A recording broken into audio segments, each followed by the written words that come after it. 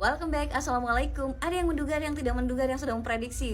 Netizen Indonesia luar biasa ya. Ada yang menyampaikan kalau Arhan yang diduain, Indonesia yang tersakiti. Sampai segitunya teman-teman. Tapi inilah yang terjadi, yang diduga katanya ada orang ketiga dalam rumah tangga antara Pratama Arhan dan Aziza Salsa.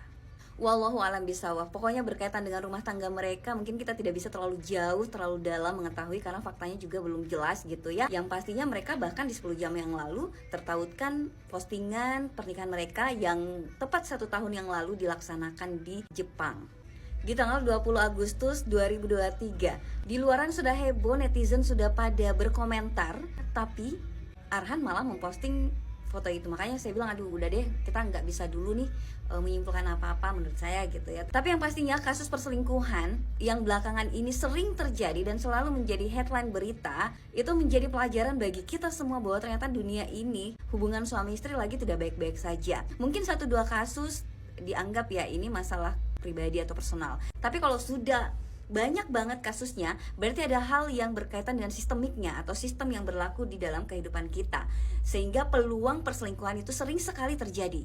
Sebelum kesana saya mau sampaikan bahwa memang memilih calon istri itu diberikan panduannya dalam Islam, dan yang pasti ketika kita mengikuti panduan itu, maka insya Allah kita terjaga. Pun kalau kita diuji dengan pasangan yang tidak baik, dengan segala panduan yang kita lakukan, berarti itu menjadikan kita bisa naik derajatnya, naik kelasnya, merubah pasangan kita untuk lebih baik atau memutuskan untuk berpisah kalau memang sudah tidak bisa diselamatkan karena pelanggaran yang sudah keterlaluan.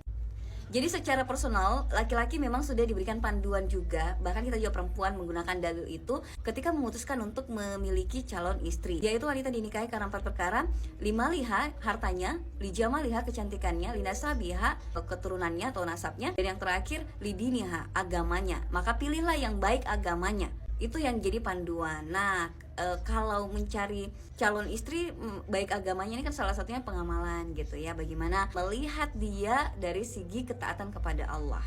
Karena dengan dia takut kepada Allah, maka dia takut melakukan pelanggaran terhadap hukum Allah, apalagi tergolong dosa besar, misalnya perselingkuhan. Nauzubillah, kalau amit-amit jangan sampai terjadi perzinahan. La taqrabu zina, jangan langkau dekati zina, mendekati saja tidak boleh, apalagi melakukannya. Nauzubillah min dzalik.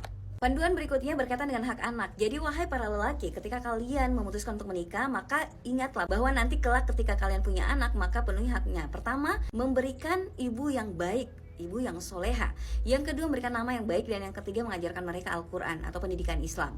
Nah, kalau kalian memutuskan untuk meminang seorang wanita, tolong pastikan dulu apakah wanita tersebut memang wanita soleha, agar nanti ke depannya potensi-potensi pelanggaran hukum besar itu bisa terminimalisir gitu ya. Dan yang terakhir yang saya sudah clue dari awal, bahwa kasusnya 1, 2, 3 jumlahnya masih dikit gitu ya. Mungkin ini masalah personalitas saja, bahwa itu kesalahan orangnya gitu ya, pribadinya saja yang memang bermaksiat. Tapi kalau udah berkali-kali dan banyak banget kasusnya, ini perlu kita curigai, jangan sampai ini masalah sistemik. Karena bagaimanapun masalah sistemik ini akan mempengaruhi kehidupan publik, termasuk juga kehidupan rumah tangga. Nah, kalau kita menggali lebih dalam, ternyata memang kita tidak sedang hidup di habitat kita kaum muslimin yang akan proteksi kita untuk terhindar dari perselingkuhan. Walaupun ada niat, bahkan mungkin sudah ada gerakan langkah-langkah untuk menuju ke sana. Kenapa? Di zaman sekarang, di era kapitalistik ini, di era sekuler ini yang memisahkan antara agama dengan kehidupan, antara agama dengan peraturan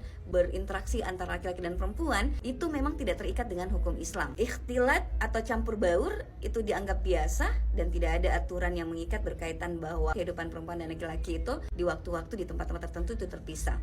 Selain itu juga aturan yang menghukum orang yang melakukan perselingkuhan, dalam hal ini ketika sudah sampai pada perzinahan, sangat ringan sekali. Dalam revisi Undang-Undang KUHP tahun 2023, poinnya bahwa orang yang melakukan perzinahan yang sudah menikah akan disanksi 10 juta atau kurungan penjara 1 tahun.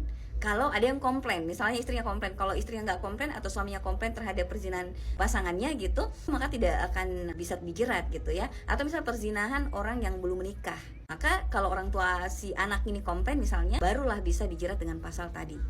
Selain itu tidak ada edukasi yang dilakukan sejak dini dalam hal interaksi antara laki-laki dan perempuan. Padahal dalam Islam misalnya untuk seorang laki-laki dan perempuan mereka tidak boleh berdua-duaan. Itu kita tidak pernah diajari di bangku sekolah gitu ya, kecuali santri atau mungkin di sekolah Islam. Tapi kalau sekolah umum itu biasanya tidak diajarkan interaksi laki-laki dan perempuan seperti apa batasannya. Berdua-duaan juga ini bukan hanya soal fisiknya, tapi bisa jadi chat-chat ria tapi sebenarnya dia sedang berdua-duaan dengan chat-chat yang sangat personality, sangat private. Itu juga pelanggaran. Kita juga tidak pernah diajarkan di lembaga-lembaga pendidikan formal berkaitan dengan perintah menutup aurat. Orang diberikan kebebasan untuk membuka auratnya. Berikutnya pengetahuan tentang godul basor. Ketika kita melihat bukan mahram, satu kali itu boleh, tapi kalau diikuti dengan pandangan dua kali itu tidak boleh. Jadi harus menundukkan pandangan atau godul basor. Dan masih banyak lagi aturan-aturan Islam, kalau diamalkan itu akan membuat orang terhindar dari potensi-potensi terjadinya perselingkuhan. Sehingga kesimpulannya ya kayaknya ini sudah masalah sistemik teman-teman, sehingga juga harus diselesaikan secara sistemik. Yang terakhir adalah kembali lagi untuk Anda laki-laki, saya mengingat hadis Rasulullah SAW, kalau kalian terpikat jatuh cinta dengan wanita-wanita yang cantik ya, tapi agamanya, akhlaknya, ketaatannya kepada Allah belum secantik wajahnya, maka ingatlah pesan Rasulullah SAW ini dalam hadis riwayat Ibnu Majah yang artinya, janganlah kalian menikahi perempuan karena kecantikannya. Bisa jadi kecantikannya itu merusak mereka. Janganlah menikahi mereka karena harta-harta mereka. Bisa jadi harta-harta mereka itu membuat mereka sesat. Akan tetapi nikahilah mereka berdasarkan agamanya. Seorang budak perempuan berkulit hitam yang telinganya sobek tetapi memiliki agama adalah lebih utama. Insyaallah. Semoga kita semua sakinah mawaddah warahmah, termasuk kamu ya Arhan. Assalamualaikum, bye-bye.